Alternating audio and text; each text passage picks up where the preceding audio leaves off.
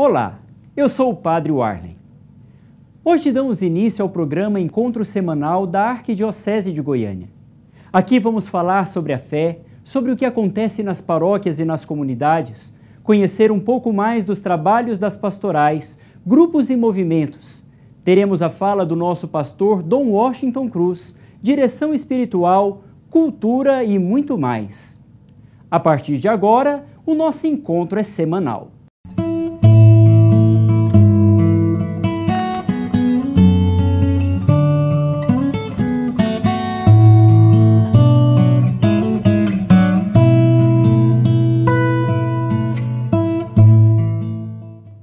Inclusão é um assunto muito discutido. Quando se trata da surdez, podemos imaginar os desafios enfrentados dentro da família e na convivência social. A Pastoral dos Surdos é a resposta da Igreja em relação a esse tema. Conheça um pouco mais sobre o assunto na reportagem com Larissa Costa. O trabalho com surdos no Santuário Basílica Nossa Senhora do Perpétuo Socorro começou no ano de 2004, mas só em 2009 que a pastoral foi oficialmente instituída. A sua finalidade é acolher e incluir a pessoa surda na igreja. Os surdos, em geral, não conhecem bem a Deus, não conhecem Nossa Senhora. Na catequese, ensinamos sobre a misericórdia, a importância de reconhecer os pecados e poder receber a Eucaristia. Você sabia que a língua brasileira de sinais é a segunda língua oficial do Brasil? Ela foi reconhecida em 2002 pela Lei 10.436. Segundo dados do último censo demográfico do IBGE, mais de 5% da população brasileira possui alguma deficiência auditiva. Deste número, mais de 300 mil são surdas. Segundo a intérprete, a inclusão é parte essencial na missão da Pastoral dos Surdos. A nossa Pastoral do Surdo, ela tem a finalidade de incluir a pessoa com deficiência, o deficiente auditivo na igreja, ou seja, a pessoa surda, porque nós percebemos que a gente sempre via surdos aqui na missa e que não havia um trabalho de interpretação. No Santuário Basílica são realizadas missas interpretadas nos domingos e terças-feiras nas novenas do Perpétuo Socorro.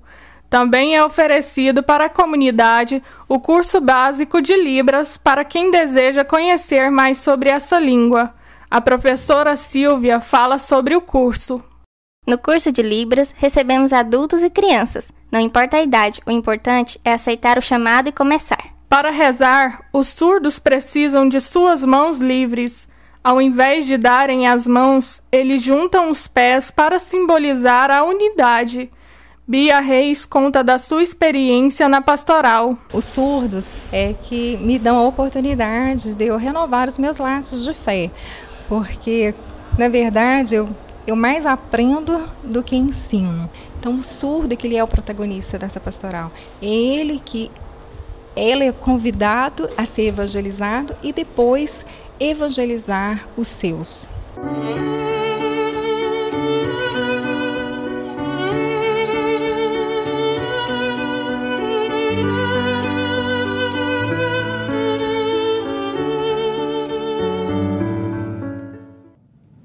As Razões da Fé é o espaço para você tirar as suas dúvidas sobre a doutrina da Igreja, da liturgia ou curiosidades da fé católica.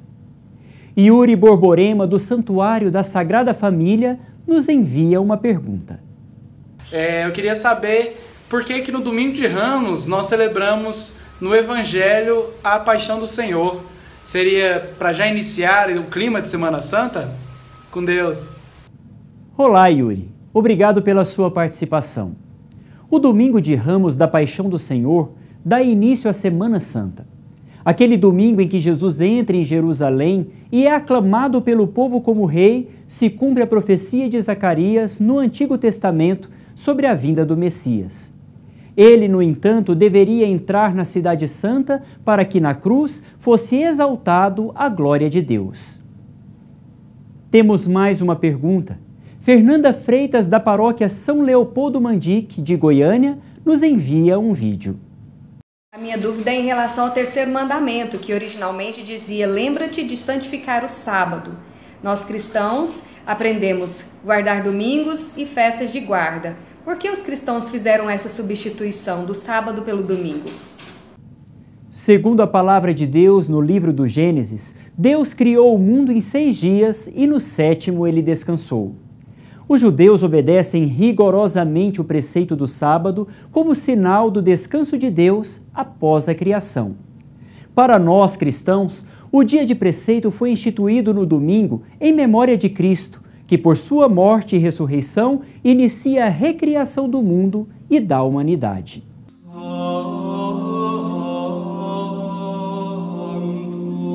E a comunicação na igreja é muito importante para difundir a doutrina, os ensinamentos morais, para difundir aquilo que a igreja está fazendo.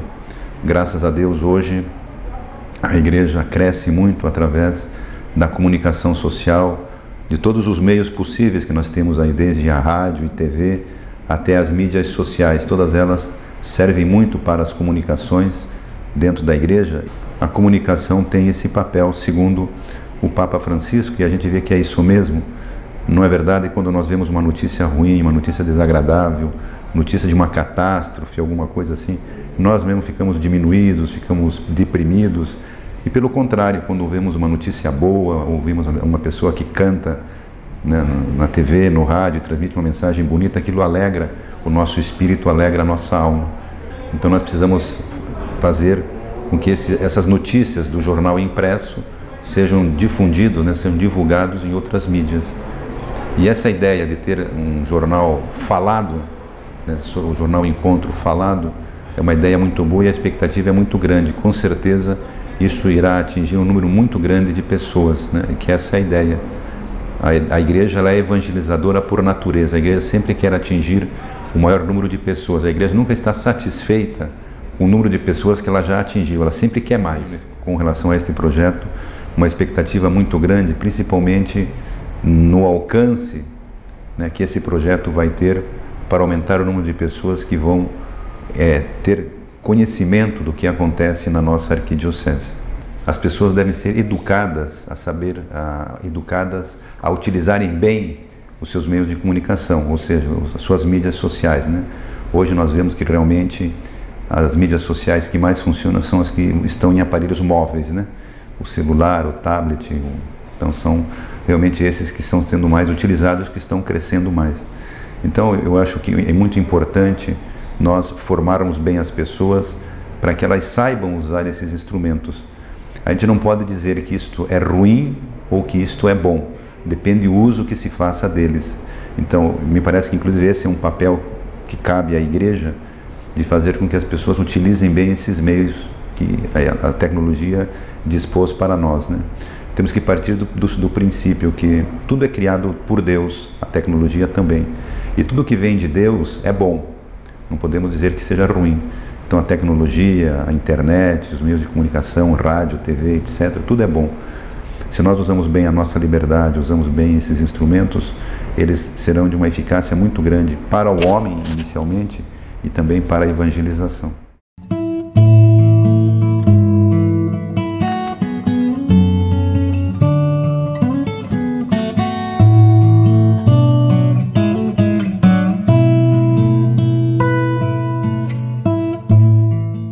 No quadro Minha Comunidade, vamos mostrar quem faz as obras da igreja. Hoje vamos percorrer a história da fundação da Catedral Metropolitana da Arquidiocese de Goiânia, Nossa Senhora Auxiliadora. A catedral é a sede episcopal. Ela é a mãe de todas as igrejas. Veja a reportagem de Gabriela Rodrigues.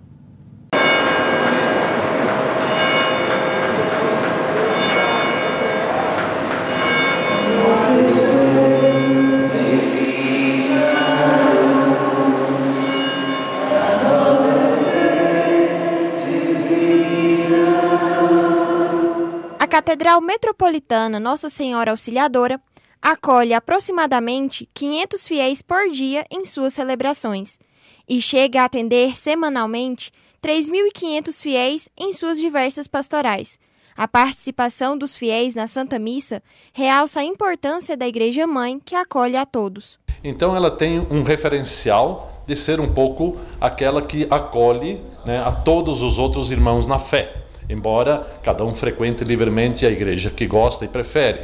Mas ela tem esse simbolismo da comunhão eclesial. Para Moema de Lourdes, paroquiana da Catedral, a igreja é uma extensão de sua casa. Aqui é minha casa. Na casa da gente tem que estar presente todo dia, né? Em 1937, foi construída a capela Nossa Senhora Auxiliadora, que se tornaria mais tarde a Catedral Metropolitana de Goiânia. Ela foi a primeira igreja da nova capital do estado. No ano de 1991, o Papa São João Paulo II, em visita ao Brasil, celebrou a palavra para 500 mil fiéis em Goiânia. A Cátedra Episcopal, cadeira que o Papa utilizou em outubro daquele ano, se encontra na Catedral Metropolitana Nossa Senhora Auxiliadora. Inclusive, muita gente que vem passear aqui, turista que vem de Trindade passa por aqui, eu sempre alerto para eles. Não esqueçam de fotografar a cadeira do Papa.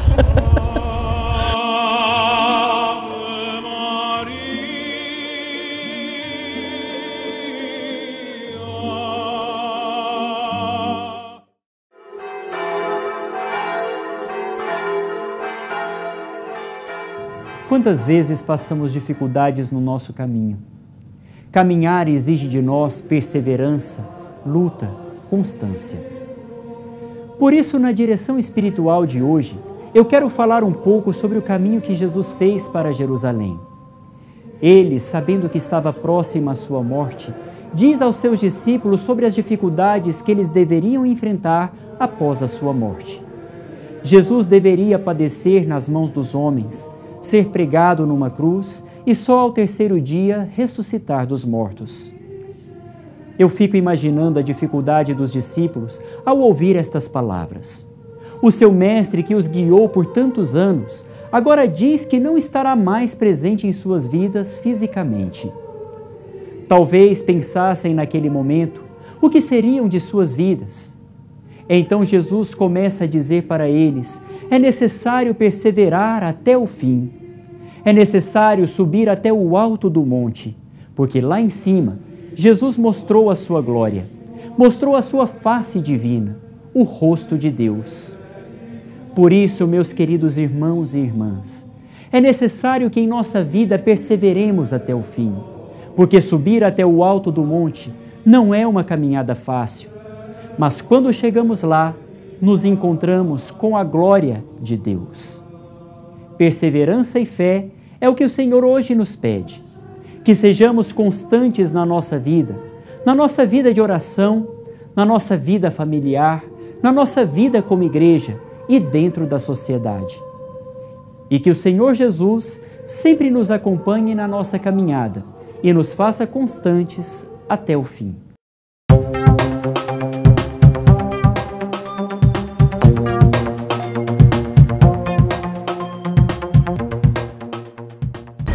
Olá, sejam bem-vindos a este encontro. Hoje, no quadro Espaço Cultural, nós vamos falar um pouco sobre a arte. A arte como manifestação do nosso corpo, como manifestação do belo, a manifestação do próprio Deus em nossas vidas. Seja bem-vinda, Ingrid. Muito obrigada, Padre, pelo convite. É uma honra estar aqui com vocês nesse programa. Gostaria que você falasse um pouco sobre a importância da arte dentro da liturgia e dentro da igreja. Bom, eu acredito que a arte é uma manifestação que cabe em todo lugar. Ela, na sua beleza divina, ela consegue chegar em todos os seres humanos. Então, dentro da igreja, ela tem ocupado um espaço belíssimo, seja na música, nas artes plásticas, nas artes pitorescas, enfim. Na própria liturgia em si, né? A palavra de Deus é uma grande arte escrita.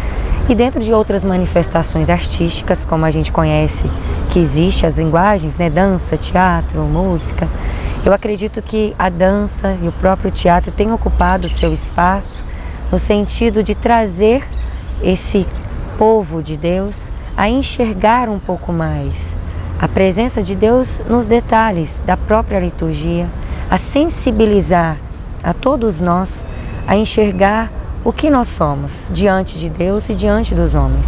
E a arte tem esse poder de trazer para nós essa sensibilidade.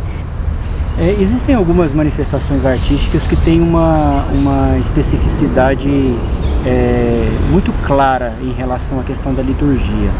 A dança, você acha que ela encontra hoje um espaço dentro da liturgia e dentro das manifestações mais tradicionais da igreja? Estudando um pouquinho sobre o lugar da dança dentro do contexto histórico da religião católica, do contexto cristão de uma forma geral, mas por ser católica eu fui com esse olhar para dentro da nossa igreja. Eu encontrei alguns documentos oficiais e não oficiais que trazem para nós essa ponte da dança ser um canal de evangelização e de experiência litúrgica. Então eu acredito sim que em determinados momentos da igreja, dentro do ciclo litúrgico, essa dança, seja ela uma expressão natural, ou seja ela uma expressão estética, né, mais elaborada, ela está presente. Porque hoje acreditamos que essa arte, essa manifestação artística, dança, ela pode falar de Deus, ela é uma expressão do divino, do belo, e ela toca a gente também com essa mesma magnitude como uma fala, como uma canção, como uma melodia. Em alguns estudos eu descobri que no rito batismal, no documento 42 de Aparecida, encontra a palavra dança, né? Essa categoria. Então, nesse documento a gente encontra, é possível que se tenha uma expressão de dança na procissão de entrada com um jarro de água para o rito batismal. Então, o povo judaico ele é muito da dança, a dança está próxima disso. O povo africano também, nós brasileiros, por termos essa cultura, essa enculturação um pouco da África, a gente traz um pouquinho desse desejo de manifestar com o corpo, né, o nosso jeito de falar com Deus, né, o nosso querer expressar o amor a Deus. Então, acredito eu que a todo momento a gente pode usar dessa arte, principalmente quando ela sai de dentro. Eu acredito que hoje uma das grandes manifestações é quando a gente está diante do Senhor e tem a liberdade, diante da Eucaristia, de dançar, de se expressar livremente, sem nenhum julgamento, mas estando com a alma esponsal, toda livre, na presença do Espírito Santo, conduzido pelo Espírito Santo até essa experiência da Trindade, essa Trindade Santa, que nada mais é do que movimento. Foi uma grande alegria estar com você nesse encontro. Obrigado, Ingrid, por ter aceitado esse convite. Que Deus te abençoe. Obrigada, Padre. É uma honra estar aqui. Estamos à disposição. Que Deus abençoe a nós, nos dando muitas inspirações, fazendo das nossas almas uma grande ponte de arte. Amém. Amém.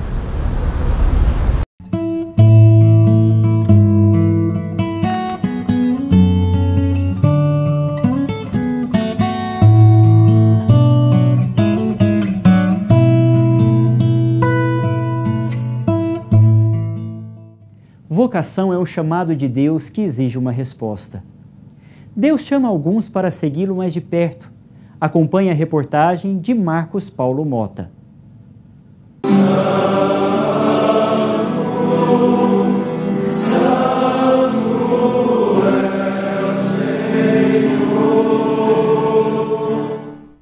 A comunidade dos apóstolos perseverava na oração e tinha tudo em comum. O seminário diocesano forma jovens dispostos a viver o apostolado de Cristo, pelo serviço à igreja e a caridade entre os irmãos. Nós aqui no seminário fazemos um processo de liberdade de viver o celibato. E eu diria que o esporte assim, é um meio assim, da gente viver bem essa dimensão. Quando o jovem sente o chamado ao sacerdócio, deve começar um caminho, que na Arquidiocese de Goiânia se faz por meio da pastoral vocacional. Todo aquele que entra no seminário pressupõe-se que queira ser padre. E ser padre é imitar Jesus Cristo. É no seio da família e com o apoio dos pais que o jovem encontra força para perseverar no caminho vocacional. Depois que minha família percebeu que eu estava decidido, a a fazer um caminho vocacional, ela me apoiou, né, e me apoia até hoje nessa minha caminhada, né, de discernimento da vontade de Deus para a minha vida. Vocação é um chamado de Deus que exige uma resposta. Para ser padre, é necessário um tempo de formação que configura o homem a Cristo, bom pastor. Todo chamado de Deus, né, entendido como uma resposta, né, a esse amor de Deus, ele se dá a partir de um encontro pessoal, né, do amor de Deus. Deus chama de diversos modos. Na oração constante e na vivência comunitária, se é capaz de responder o chamado que Deus faz para segui-lo.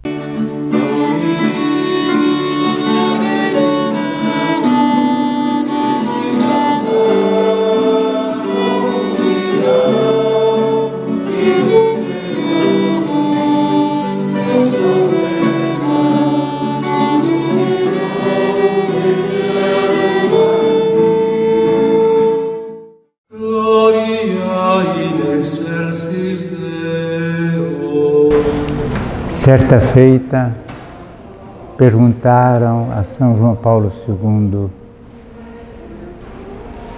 como o Senhor definiria uma vocação. E ele respondeu: vocação é dom e mistério. Foi depois desenvolvido, ele mesmo na entrevista desenvolveu esta afirmação, e foi feito um livro que todos podem ler e achar até na internet, Dom e Mistério. Vocação é uma graça, é um dom, ninguém merece, nem por sua inteligência, nem por sua santidade, nem pela sua competência nas coisas humanas, mas porque Deus chama quem Ele quer. É um dom. Não se tem outra palavra mais adequada para dizer vocação é um dom. Mas é também um mistério, disse João Paulo II.